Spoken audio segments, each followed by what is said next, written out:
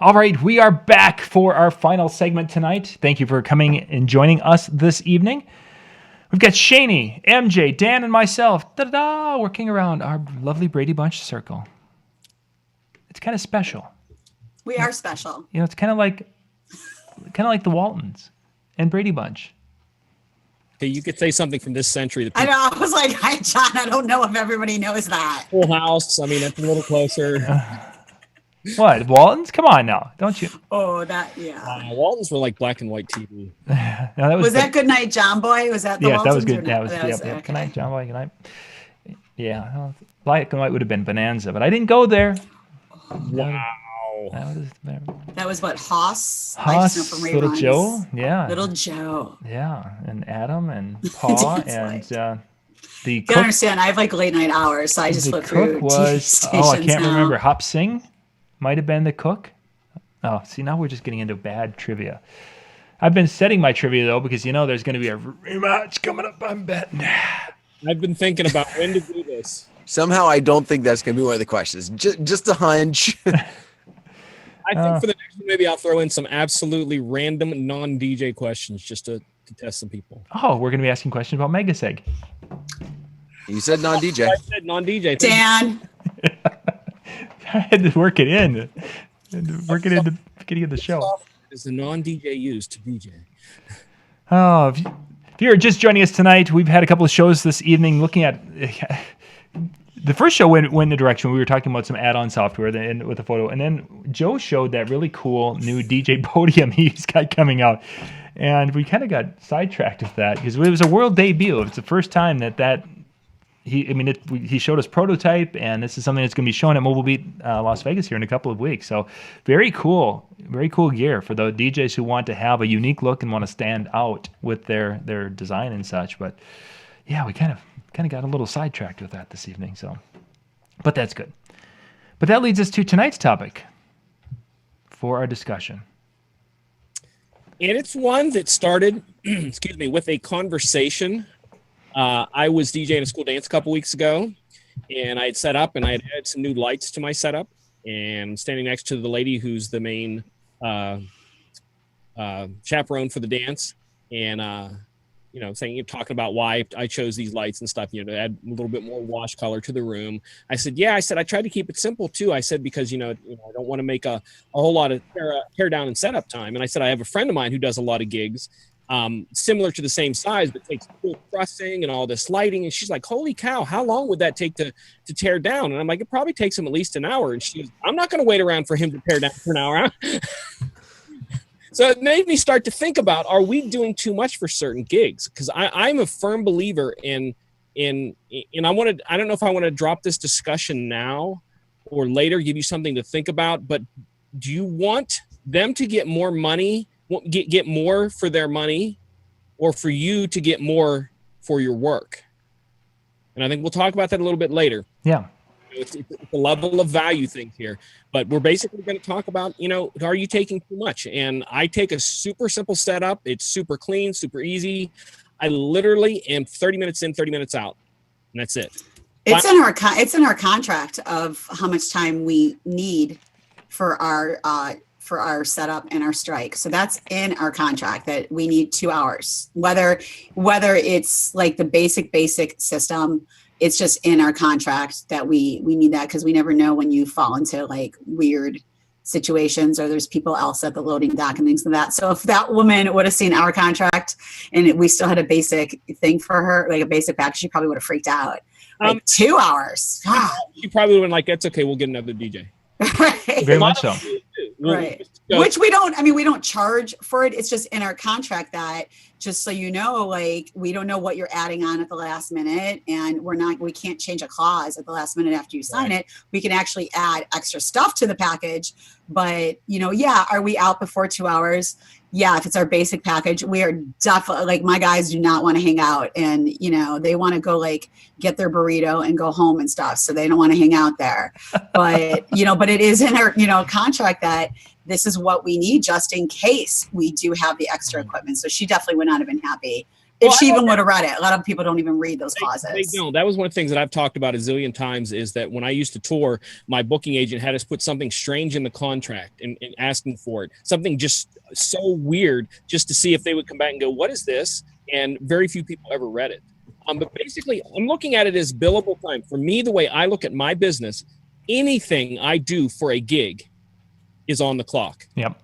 The flyer, sending an email, calling somebody, driving there, setting up, tearing down, driving, everything is in the billable hour of what I get paid. So that's kind of what I look at. Like, are you doing more than you need to do, or are you cutting yourself really short trying to give someone a great deal? You know, and I think a lot of, you know, that's the other thing. If you're charging enough to cover it, great. But I think that's a tendency we get into, is that whole concept of giving more value. I'm going to bring more gear. And we get back to the idea that we have to change our mindset a little bit and kind of go the direction, as Shane's talked about on numerous occasions, that the value is in that performance, and that performance can be done with almost any type of gear. And that's from lighting down to the Fisher-Price, the turntables that she's going to be debuting on one of the shows. I'm waiting for the day. Fisher-Price turntables, T-Pain microphone. It's going to be an awesome show. I can't wait. I cannot wait. This might be, we might have to put this together for Expo. This will be like the highlight for like 2017. Like, I'm serious. People will like, be walking into the room and it'll be you up front. Seriously, like, I don't care what else is going on. DJ NTV has this hour. Yeah, it's going to be awesome. It's going to be awesome. But yeah, the gear, and I fall into this so often, is that, okay, it's like, okay, I talk to the bride, and it's like, okay, this is what we're going to do. And it's like, gosh, you know what? I want to do this. And I justify by saying, well, you know, I'm going to get some pictures of it so I can sell it down the road. Or I'm going to do this because I want to be more impressive, and then that's going to help my referrals go down the road. On my Facebook page, I have a picture that I shot of a system that I used when I was they were under a tent. I was next to the tent. It's like 2 speakers and my little table, and and 1 light tree. I ended up giving out 4 cards from that little event. And I've had 2 people book. One was a wedding and one was a non-wedding event. But it wasn't that they were cheap events that those bookings came from. So it really wasn't because of the gear or not gear. It was actually, in that particular case, the mix of music I played, because they really liked the ability to play and blend the older music together and make a cool little playlist for them. That's what caught their attention. See, I tend to throw extra stuff in for my school dances. And it's not because I have any sympathy because of being a teacher. It's just because I want I want the kids to kind of be impressed, because I want that to kind of work backwards for me. Throwing in a simple light show to the kids and the ones who are making those decisions doesn't necessarily work as well as what I've seen when I throw in the moving heads. Plus, my weddings really don't want my moving heads. So it's a chance for me to finally bring out my toys and play. And that, you know, that to me is what's nice, is I finally get to make use of these things that I've had, because I'm not getting them out any other time. Boy, and I know that one, the ability to, it's like, oh, I could go and set up a big and fun show for the first time. And then like the second or third week of homecoming season, it's like, yeah, no, I'm going to take 1 can, and I'm going to take, do I have to take 4 speakers? Will 1 do? I don't care if there's 500 kids. I don't want to carry all that. Yeah, see, for us, it's different because we have different packaging for different pricing for clients. Yeah. So, you know, for us, yeah, I can do Friday night, and it's our basic system where I only need like 1 tech that can set up and break it down, you know, within the hour, to, you know, our 10,000 hour packages and above that, you know, we have 4, 5, 6 techs that are setting up, you know, the you know, lighted DJ booth and the LED wall, and, you know, all the, you know, the bells and whistles on everything. And, you know, yeah, I would love to bring that stuff to some other events, but A, they're not paying for it. B, we would have to pay extra people to set it up. Now, will I bring out maybe an extra thing here or there? Of course. I mean, you know, certain clients, you know, the clients that don't give us the headaches, the clients that, you know, we tend to like really like, we all do that. We all go the extra mile for those, you know, clients. Plus, if you know, there's going to be, you know, prospective clients there at that event, maybe, of course, then maybe you want to just, you know, throw in some extra stuff and say, hey, they get to see this and this. So if that's what they want to book, I charge them for that because they've seen it. Because in my opinion, I think people are very visual now. They're very, very visual. Like, you know, saying you wanted to take pictures and you wanted to this. I do it all the times of different setups. And we actually have a page that's a digital page that we send in emails and also in our office. So when we meet, I could say, these are the different setups. This is the package you have, but we also do add-ons. So if you want to add this, this, and this, and this is what it looks like. Oh, that's so cool. Yeah, let's add that. You know, where I could sit there and explain what a light is or explain what a, you know, LED dance stage is, but they don't know those terminology. They don't know those words, but you show a video or you see a picture, you know, that's what they want. You know, could the party go without it?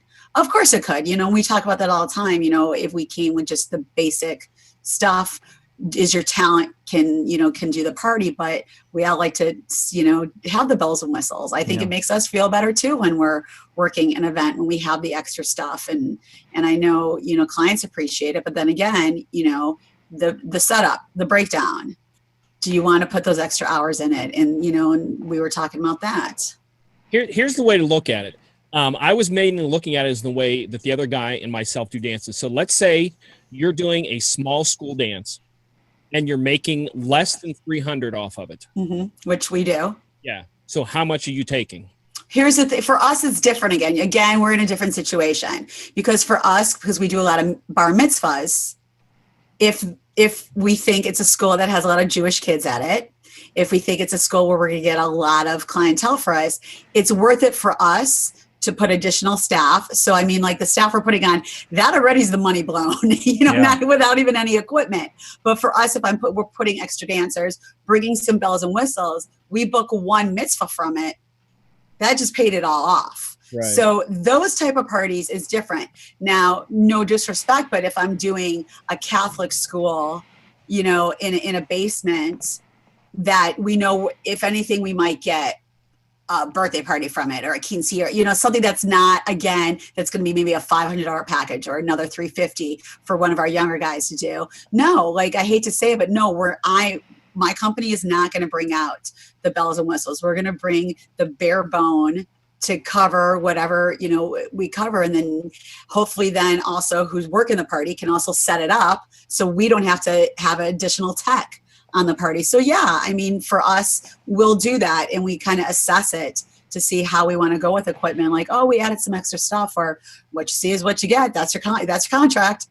You know, if you wanted more stuff, you have to pay for it. You look at it an hourly rate, like, because that's why I look at a lot of mine. Everything I put into it, I have to be above a certain hourly rate for me to consider it successful. Oh, for sure. Because I mean, if you're running a business, you need to do that. If you can't make, I mean, in Shani's situation, she has multiple. There's more than just herself. I mean, there's multiple shows going out. So sometimes you've got some shows that are advertising that are done for advertising purposes, which you just described wonderfully. MJ, you and I don't have that luxury. Right. That's what this was all about. Was about like the single ops, looking at what is single ops. Like I said, because my friend who takes that out takes full trussing and all this crazy stuff, and will make $200 for a full setup with full trussing, full intelligent lighting, everything. Through video on a video screen and everything for $200, and take them over an hour to set up and over an hour to tear down. I think for that point, and I could be wrong, but my guess is that he wants to bring it, and that's the only reason. I was going to ask, is he complaining about it, or is he happy that he's bringing it? It's probably one of those things where this is kind of like what I said. I get a chance to finally bring this stuff out and show it off, and I don't get to do that. Don't get to bring out all this stuff all the other times. My viewpoint, though, he's only potentially setting himself up for the headaches down the road if he's continually doing that over and over and over again. It's one thing to do it occasionally for like Shani said, and we can, you know, chalk it up to marketing and you know, kind of a write-off as a, you know, idea of a write-off, not an actual tax write-off, but that idea of being able to use it for advertising versus, you know, I'm going to do this. That suddenly becomes my package. This is my $200 package. I'm putting up, you know, more than $200 worth of equipment. Right. Yeah. That's when I want to sit down with that business owner and say, look, like, I want to be on your side, but, you know, in the long run, are you making money? Is it marketable for you to do this? You know, you're doing a $500, you know, package. but you're bringing out, like Dan said, $8,000 worth of equipment that you're schlepping yourself and you're setting it up yourself. And, and for us, like, I remember those days where we set everything up, then we did our show, then we broke everything down. God bless the people who are still doing that and still performing and giving 100% on their events. Because you just set everything up, you just sweated, you just, now you got to clean up, you got to get ready, you got to put the happy face on after you just set everything up, maybe hurt your leg, maybe did this, maybe did that. And then when the party's over, whew, okay, time to go home. No, it's not. I have to break down my trussing. I have to break down this, I have to break down that, I have to, break down all this, and I have no help because I just threw all of this in for this package. And was it worth it? Am I getting more business from it? And the business am I getting now? Am I still bringing out everything again for another $500 package? I want to take a way to look at it, what I talked about earlier, and this is where we can start talking into things. Are you, because we discussed this at a local disc jockey association meeting, and everyone there disagreed with me. Do you want them to get more for their dollar, or do you want to get more dollars for what you do? And I look at it like this. I heard a guy at a marketing thing years ago talk about you have to decide what kind of whatever it is you're doing you are. Are you the Walmart of DJing? Are you the Old Navy of DJing? Or are you the Armani of DJing? Now, you can buy a pair of pants at all three of them, and they're all probably made the same way, but you're going to pay a whole lot for those Armani as opposed to the Walmart one. Now, question is, would you rather be Walmart making a little bit of money off a lot, or an Armani where people come to you because they want you? And that's the thing that I kind of discussed with them, is that I personally don't want to be the guy that going, oh, I'm going to give them more than they ask for. I'm going to make them overpay. That's my goal, is to go, I want him. I don't care what he brings with him. I want him to do our dance. And that's why I want to look at it as me, the brand, and like for everyone else, that's what I want to discuss with this. Which way do you want to see it go? Which way do you like it? I'm not saying there's a right or wrong, just how do you guys see that? Well, for the longest time, I used to very much kind of be the mentality of what you're saying. I wanted them to, specifically want me and everything else. And then I heard something that Drax was saying a little bit a while ago, and it made me think. I'm not saying I switched my mentality on this, but Drax has the philosophy, for those of you that haven't heard it, and I forget his magic number. I think it's like 42 or something like that. So many, like 42 events in a year. We'll say that's the number.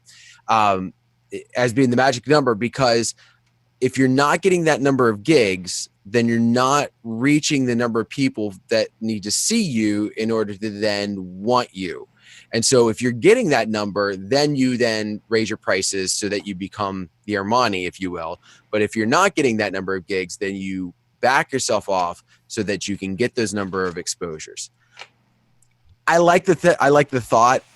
I can't bring myself to say, no, I've got to have 42 in a year. Now, granted, I'm in a different position, but I want them to want me, but I want them to know me so that they can have it. Like, for example, I think Armani is great. Never had it.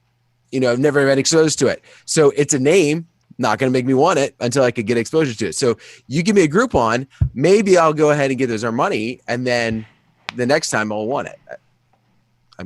Being facetious there, but no, right, yeah. right. But you're making some really good points. Yeah, very good. Yeah, John, what's your thoughts? You're in a different market than the rest of us. That's a good way to look at it. Is that you're not in the big city market, so there's a few not gonna mean anything to people. Yeah, there's a few different thoughts I've had as we're going through this. My idea is that my time is become very valuable to me, and if I'm taking that time off, I want to basically follow similar in your thoughts there, MJ, of maximizing the income potential for that time. So that's my angle. Now, I also though want to, and this is where I was kind of thinking about this, is today's clients want to have an experience. That experiential situation has become very big. That's why some of the really cool coffee shops and things survive, is because they're creating an experience.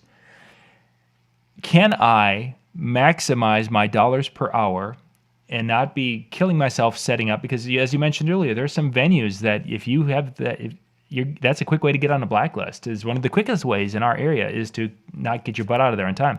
But can a person maximize your dollars and put on a good show and create an experience that the younger generation is going to connect with? And I say it that way because the younger generation is so used to being able to go and put on their good quality little portable sound system and listen to music. And it used to be in a day that just by being able to play good music mixed moderately well on a great sound system, that was an experience for our generation when we first started going out. The lights were cool, but if we could hear what we wanted to hear, wow, that was awesome. So I struggle with that concept. I want to maximize my dollars per hour. I want to not kill myself in the process so I can have my Sundays with family. But yet I know I have to be able to create an experience. And will this generation of upcoming clients be satisfied with a good show, a good mixing show? And that's probably something, MJ, that you have been developing that niche where you are performing with your music. I'm a firm believer, and I have so many DJs argue with me with this. I can show up with 4 lights and put on a better show than they can with 20. And why is that? Tell me, why is that? Because I'm knowing what to play, when to play it, and more importantly, how to play it. Your talent. It's because of your talent, correct? Exactly. That's my whole thing in this. I've always said you could bring the bells and whistles and you can bring, everything in the kitchen sink. But when it comes down to it, how are you keeping everybody in the dance floor? How are you making them happy? Is everybody smiling? Are people enjoying themselves, even if they're just sitting there and it's the right music? Because we all know some of the older people will enjoy themselves just sitting there, and they're the ones that will come up to you when they're walking out and shake your hand and say, I had the best time. We weren't dancing because, I just got a hip replacement or, whatever they say. But I want to let you know, we usually leave weddings early, but we were really enjoying how, you and your talent, how you were playing and this and that. And to me, that's the best compliment when I have people who don't even dance I call those chair dancers, and I count. Oh yeah. I count those as dancers because you're affecting them in their own. They may not be people who ever want to, even if they didn't have a bad hip, want to get up. They just want to get up, but they're enjoying themselves. Oh, yeah. They're enjoying either watching everybody dance, they're enjoying themselves. And that, again, is exactly what you were saying. To me, it's your talent. It's your talent. I mean, I had a woman not approach my company, but me, myself, and she's throwing herself a birthday party, wants to have like a little house party, and said, look, my husband wants to go and, we have some DJs at our church and wants to hire these DJs. And before she even finished, I said, but you're afraid they're not going to know the right music to play for you and your friends because they're not they don't know the quote unquote older music. And you're scared that even though they're going to be like a $200 DJ that comes to your house, they don't know what to do. And she goes, exactly. And I'm like, I can get you somebody that's going to, come to the house and this and that. So it's like, yeah, they want that experience. They, do people want the cheap DJs? And I think this weekend when I was working my corporate event, I was kind of scrolling through social media when, one of the speakers was on for like 2 hours and I was trying not to fall asleep. So I was like, oh my God, and he had like that monotone voice. Like, and I think in the back of my mind, I kept hearing him going, you're getting sleepy. Bueller. Like I was like dying. So I was like, I have to do something to stay awake. And I was scrolling through Facebook. And do you know, I saw like a handful of posts of people talking about how they were working at the last minute because of the Craigslist and the cheap DJs that didn't show up. And I was like, because I don't really scroll through Facebook that much because I just don't have time. And I was like, oh my God, is that really what's going on? That because of the price and they don't want to look for the talent and this and that, they're getting these DJs and they're not. I mean, it happened to me once. We got a 911 call, but I was like, it's a shame. It's a shame, that they're not going for the talent. And I'm not saying that you have to charge $8,000 for something, but know your worth to the point where those people are coming up to you and saying, I had such a great time. Even though I didn't dance, I had a great time. But then again, it goes back to the equipment question. Do you then bring out the bells and the whistles and the full on truss and the moving heads and the LED this and that to try to make it look like the smoke and mirrors for you? Or do you just come out with the 2 speakers, maybe some accent lighting, whatever you're DJing on, use the venue's 6-foot table, maybe no facade, but make sure your wires are clean. And are you okay with that? Because you could set that up in a half hour and break it down in a half hour. Or do you want to make sure you have that clean dragon front board and this and that, or some cool Joe Bunn, DJ table and trussing and this and that? And it's like, what do you do? What do you do? You mean DJJoeBunn.com. DJ, yes. I should get a drink from him now that I'm, doing that plug. Exactly. Yes. I just need to finish your plug here. But Yes. Right? Because there's a lot of people that don't give you T-shirts that you earned. yeah. And that was for what again? What was that T-shirt for? What did I win? That was for it couldn't have been anything important, I'm sure. No. Yeah, you won it for being the only girl on the show. Okay. Because you're the only one who would potentially fit in a medium shirt. Yeah. Okay. My boys are a little salty on the show that I won the trivia contest. It's okay. I'm not mad at you. I'm not salty because I wasn't competing, so I'm fine. I was and I am. For those of you who are trying to figure out what we talk about, this is a running joke where a while back we did a show about trivia nights. And I was stressed out. I hate competition because I get stressed out about it. Yeah, and I put together trivia that had nothing to do but nothing to DJing. And prior to us going on the air, she's like, "Oh, I hate this," and she ends up winning. I did. So by a lot, maybe. I don't know. It gets to be more. Or if I had to, but I don't want to. But I mean, it's like I understand. Do you bring out too much to your party to make yourself happy? Are you pleasing yourself, or are you trying to please the client? Or are you trying to earn $1 in the future? Or we always go back to the idea you want to underpromise and overdeliver. Now, whether you're over delivering on talent, whether you're over delivering on what you're bringing out, etc. But the key that you got to always make sure you're starting with is, what do you need for what you have, and what, for the audience that you have. So, for example, if I'm doing a school dance for 50 kids, I'm not needing to bring out 8,000 floods and the whole 9 yards. If I'm doing it for 400 kids, is my 4-bar going to be enough to cover? Probably not. Right. And do you want to look cool for them though? Well, that's another aspect to it, and of course I bring out more because of that product. But the thing that I keep coming back to is, if we talk about underpromising and over-delivering, at some point, if you're always doing the same over-deliver, so for example, you're always bringing out, let's just use the example of the trussing and the lighting and everything else, you're no longer over-delivering, because that's what you're bringing out, and the word gets around, and that's what they're going to expect. Oh, he's going to bring this. Right. I had the same contract that the Joneses had, but I know he's going to bring the extra stuff because he brought it for the Joneses. Right. And if you don't, now there goes that review of, what was the value? Well, it was crap, because I was expecting this, even though he didn't tell me. The last 3 people I talked to, they all had it, and he didn't do it for me, and I don't understand why, because he did it for them. So don't hire Dan, because Dan's not going to do well, even though it wasn't in our contract. He's just not going to do it. He sucks. Right. I do, but that's another story. No. Yeah, and how does that exactly what you're saying, in the same sense that, let's say my friend is not doing that gig anymore, and they call me, and I'm going to price it the same price as him, but not bring a trailer full of stuff. Does that make me look like a sucky DJ because he oversold? And how does that make across the whole industry? How does that make us all look? Right.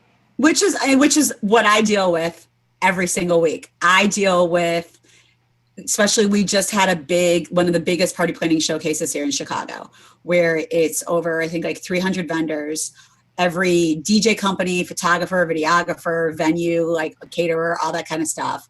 And it's just a very overwhelming experience. But people go And we have a running joke, like in our company, like we're not even going to show our big packages because that's not what they're there for. They're for what kind of special are you doing at this place? Yeah. And I just came from their booth and they're giving me $1,000 discount. So, and this is what and they're showing me like, this is what they're throwing in. They're throwing in, you know, these kind of lights and this truss and this, like, it's going to be in their contract. So what can you do for that price? And now it's just like, okay, so now you just want to know if I could keep up with the other company. And, you know, look, if you want to talk to me about what I personally can bring to your party, we can talk about that. And by bring, I don't mean like me with the truck, me personally bring, but we get into that all the time. I mean, I had a client today that came in and she went to a private DJ showcase that she went to Sunday, brought me the paperwork and said, if I book with them in the next 2 weeks, not only do I get $500 off, but they're also throwing in this and this with their package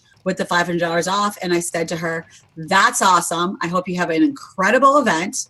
And I'm sorry you came all the way to my office to meet with me, but I hope it's a great mitzvah for you. And she was like dumbfounded that was like what I opened the meeting with.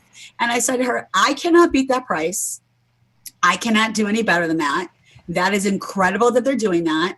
I hope you get the right staffing, and I hope it's not some new guy that they just got off the street that, you know, that is doing it. And I'm not going to bash them because I don't do that. But if you want to talk to me about what I can bring to you, I'll do it, you know, but it's like, well, this is what they're doing. So why can't you? Because that's not me. I try to explain sometimes to people when choosing a DJ, you kind of have to think of it like a chef. You know, do you want to eat Italian food? If you eat Italian food, why are you hiring a fry cook? You know, it's that sort of thing. You have to kind of think what you want for your event in that way.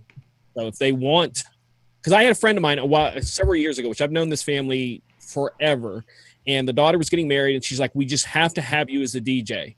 And absolutely, we have to have you. So I cut my starting price in half for them, literally cut it in half. And she's like, that's not even near what we can afford. And it was like way below my half rate. And I'm like, right, you like already cut it. I can't help you out any further than that. You know, so there's a balance there that I think you have to strike. And like what you had said, Shani and Dan had said about, you know, are you doing it for yourself or for them? Then you have to draw that line. What is your limit on that? What are you okay with? You know, if you think you're going to get something out of it, that's different. But if it's because you're always throwing in extra stuff because you want to do that, are you okay with that, doing it every single time when that's not what they're paying for and you could be getting more money from it? Mm-hmm. That would be the point there. If you want to take all that out, you know, get your money's worth. Yeah. Yeah. That's fine. That's great. I'm all for people putting on a production, but, you know, earn a proper pay. Don't go, oh, it's buying me, you know, it's going to buy me, you know, some beer money or something, whatever, you know, like, no, you know, it's, I don't know. I think people,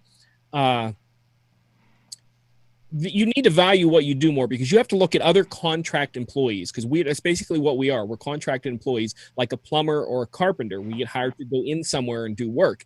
And how much do contracting employees, you know, how much do they make an hour? A lot.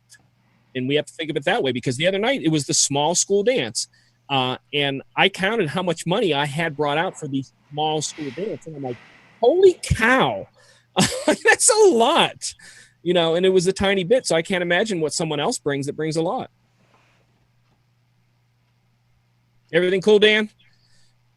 It's like coughing up a left lung over there. No, it's fine. No, it's yeah. I've been fighting something for a week, and now it's just all settled here, and it's keeps tickling. And yeah, I'm good, guys. Sorry, I just didn't want to do that in front of you. It was nasty. You made comments about that. Yeah. The chat room is, you know, they're polling guys who shave their head to see who could step up. Yeah, Ian was like, DJ down. I appreciate it, guys. No, I'm good though. Thank you. Okay, he's back. Wow, that's crazy. You're loved, Dan. Don't ever think you're not. But this is actually kind of a this concept and thought, the idea of being able to maximize dollars, our time, and maximize the dollars for what we do is something, you know, Dan, you and I have talked a little bit about this with creating some programming that is going to be geared around that for the single system operator. And MJ, you and I have also had discussions about this. And this is going to be a direction that we as a channel are really going to be trying to be more cognizant about. Is you get to a point where you need to figure ways to maximize that, and all the great selling techniques in the world that I can give you, or Ron Ruth can give you, or Bill Herman, or any of these people who are getting $1,500 to $2,000 or $5,000 an event. Sometimes we just can't do it because we're not them. That there's something we don't have. So now, really, I think one of the directions that you're going to see us going is creating content for the regular guy, the regular gal, who don't have those sick skills that stand out in the crowd so much. So now we have to figure out, okay, with what skill and ability I have, we can get better, but we also need to figure ways to maybe automate, as Joe Bunn was mentioning earlier, doing some automation so we're not spending as much time on that part of our business, so we can maybe practice in our few hours that we're going to set aside for our business. Or maybe we have something else, whatever. But that's going to be a direction I think that's going to be really important for even us as we're continuing to do what we do in the DJ industry. Cool. I knew this was going to be kind of like because I don't know if there's a right answer for this. I don't really feel there is, because you kind of have to decide what you're worth. And if you feel you're worth putting a lot out there and getting a little, then great. That's important, because I think being happy with what you do is a form of wealth in its own self. Oh, that's true. Can I go off topic really quick? No, we never go off topic. I don't know what that's like. You don't ask, you just do it, Shani. Come on. I know, but I just didn't want to interrupt with anybody. Hey, two things tonight, people. One, we have gone nearly 40 minutes without on topic. That's why I was scared. And two, when we're going off topic, Shani is asking. I'm a little emotional right now. Okay. Okay. So I don't know if anybody watched the Academy Awards, and I'm not even talking about we'll get to the whole flub of the wrong, the biggest award. But if anybody saw Justin Timberlake open the show with an incredible, song, he, of course, we all know what song he sang from Trolls, because that song was up for, the song of the year. But at the very, very end, and I don't know if this was planned or not planned, because I know Justin's a joker with Jimmy Fallon and Jimmy Kimmel and and everything, and Jimmy Kimmel was hosting, but he still had his microphone in his hand. And when he got done, he was standing off the stage. So he's completely off the stage. Jimmy Kimmel went on, and Justin Timberlake threw the microphone on the stage. Literally threw the microphone. So again, now you have somebody who a lot of people look up to, a lot of people consider is the greatest talent, right now. And he's throwing he didn't do a mic drop, but he definitely threw the microphone on stage. And you heard you heard every sound a microphone would make when it gets thrown across a room. And again, it's oh, here we go again. I'm going to take it to the next level. I'm going to create an air cannon like they do with the t-shirts to shoot microphones. It has become a catchy thing, has it not?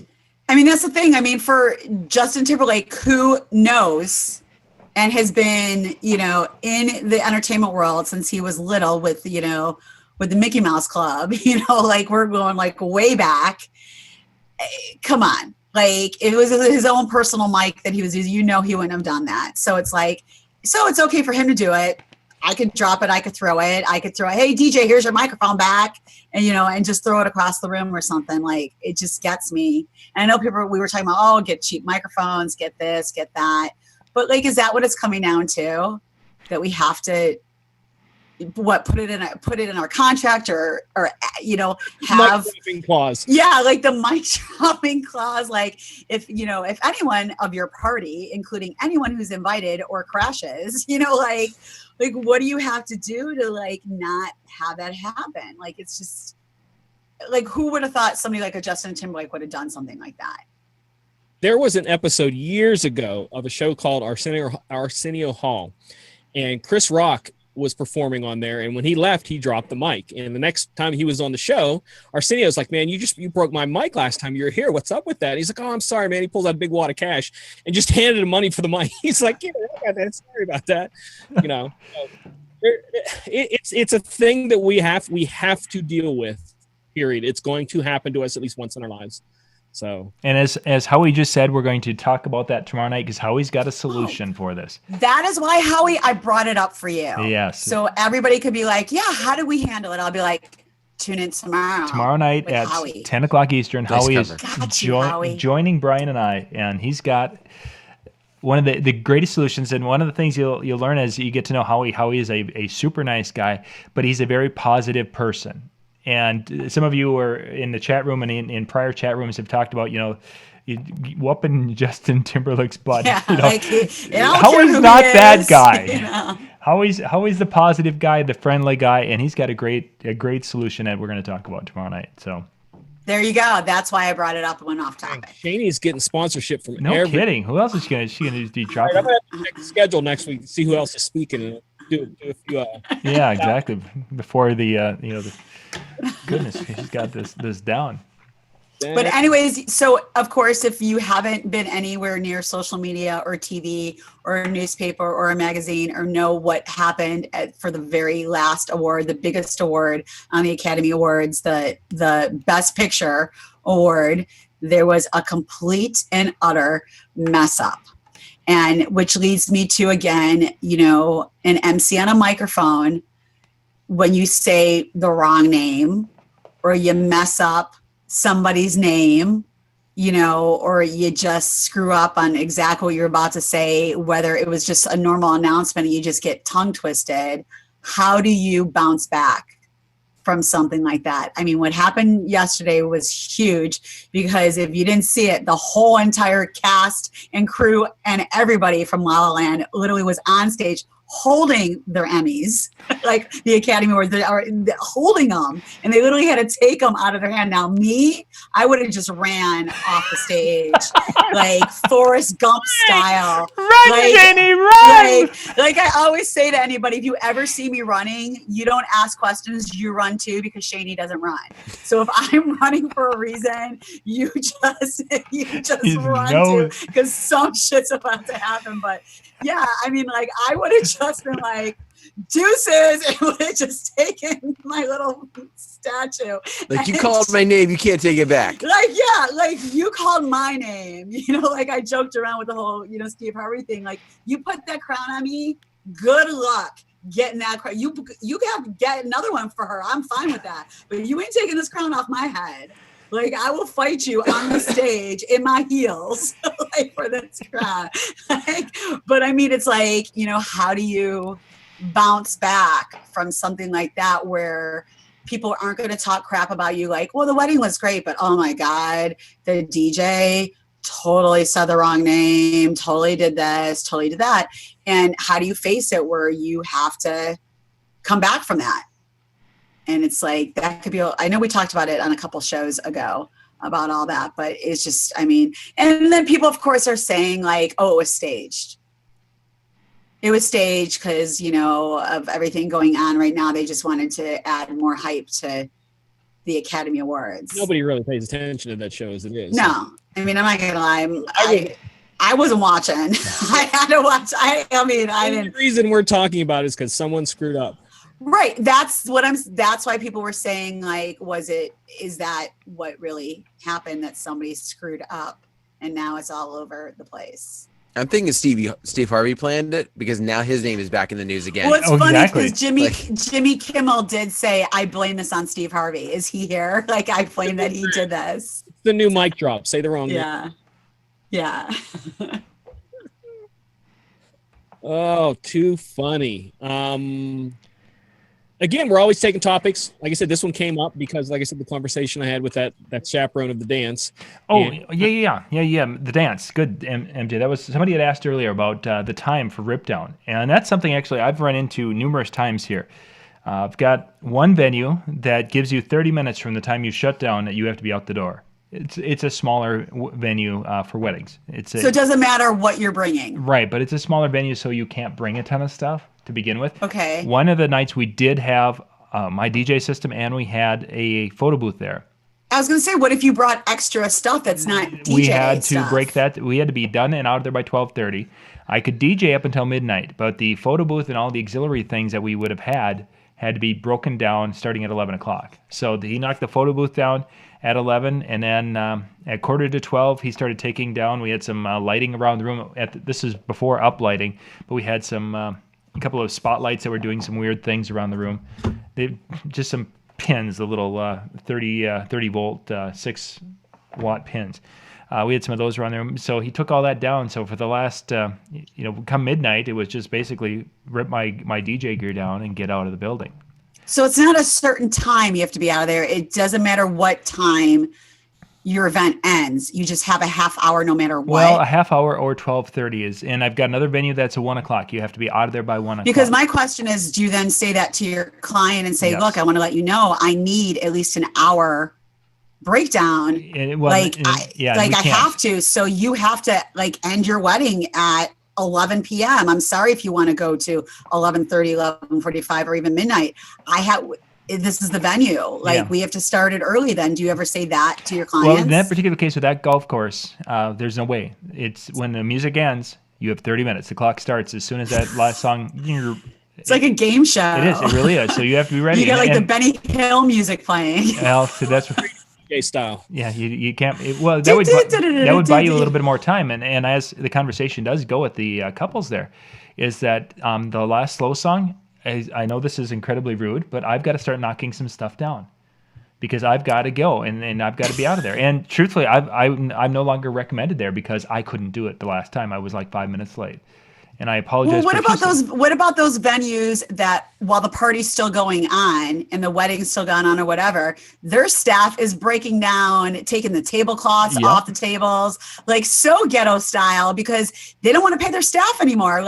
Food service is over, so you need to start cleaning up, and you have an hour left of the party, and they're already trying to strip and move things around. To me, that's just so tacky. Yeah, I've got one venue that does that at 10 o'clock. Say if I'm going to do a dance from 8 to midnight, at 10 o'clock they'll start stripping the tables down, and because there's some people who want to go home, so they'll do that, and then you're basically left with the two bartenders.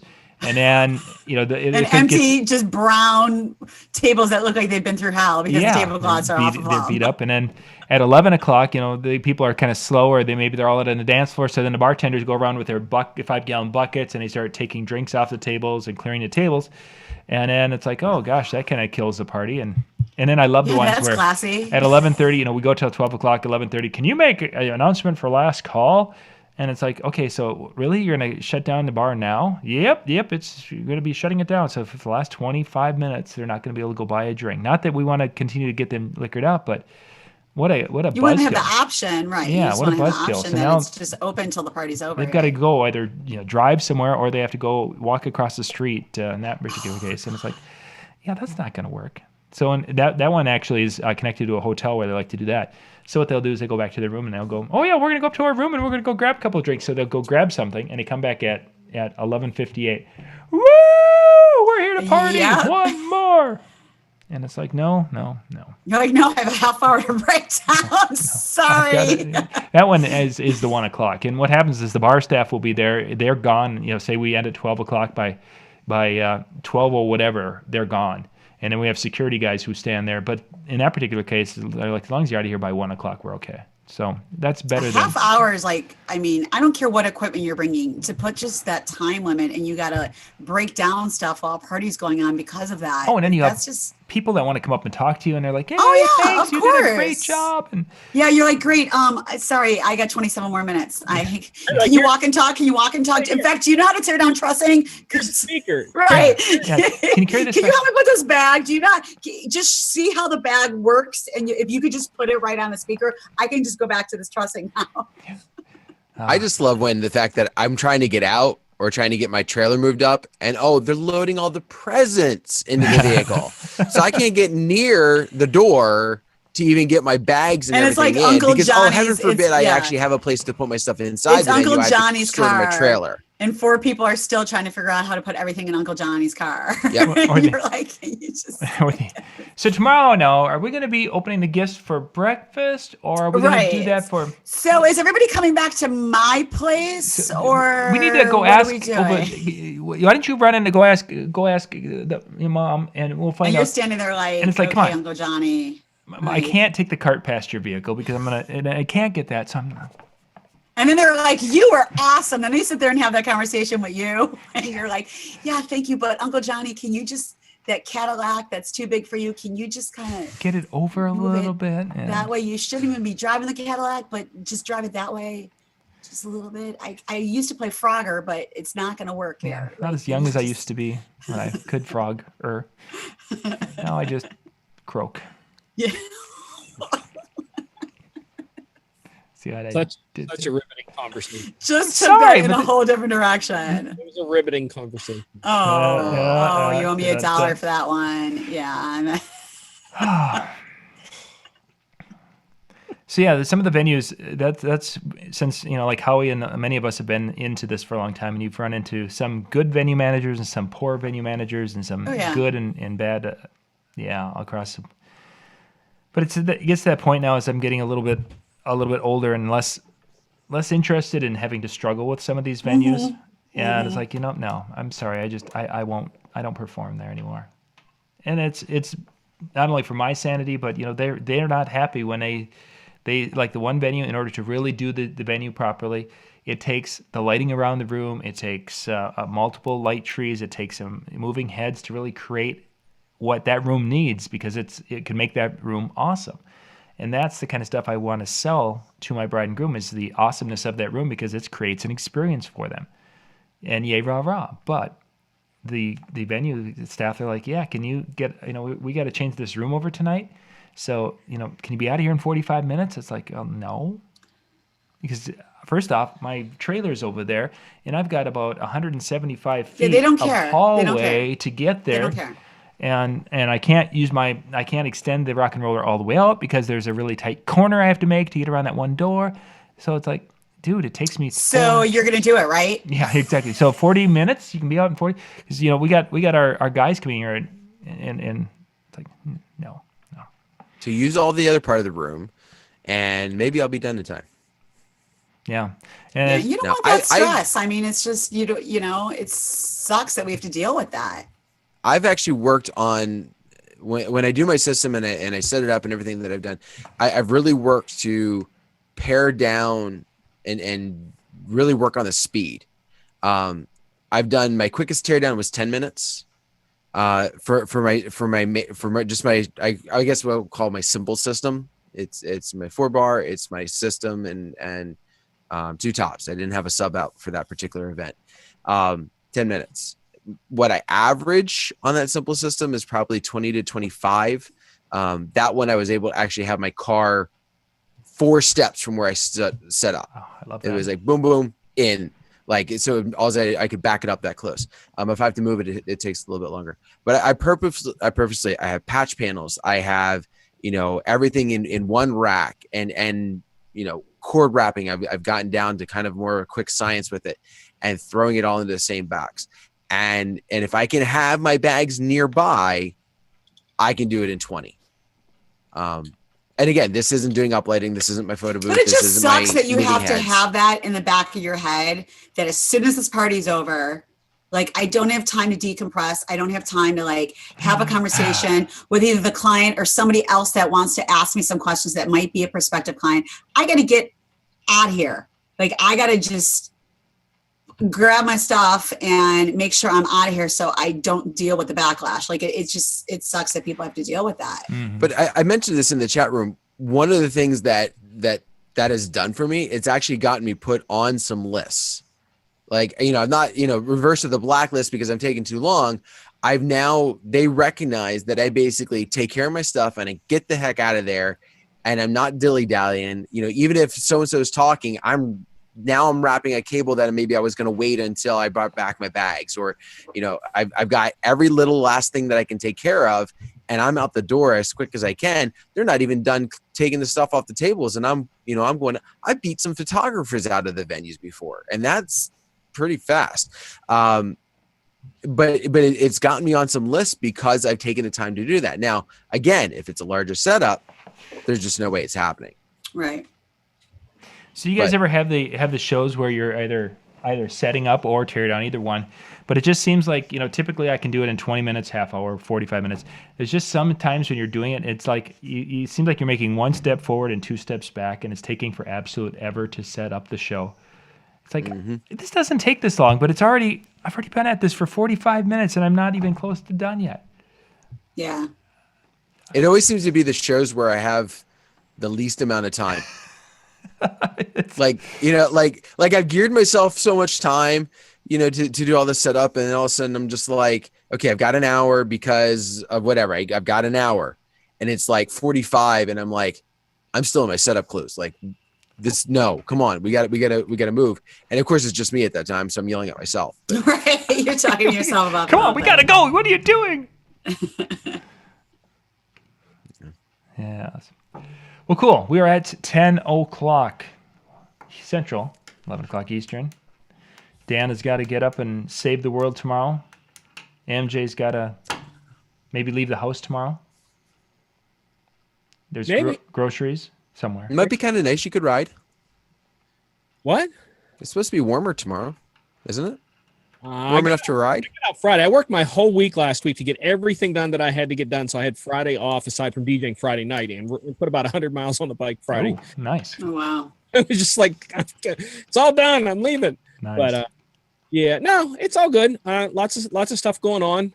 We definitely have this Wednesday night, right, John? Yep, we're gonna try to get everything set up and do the demonstrate a few things on the virtual DJ with the slip mode and. It's not for virtual DJ. That's what Yeah, that's right. For any of the software, but what slip mode is and. Any hardware, we're talking about slip mode and what the different things you can do with it.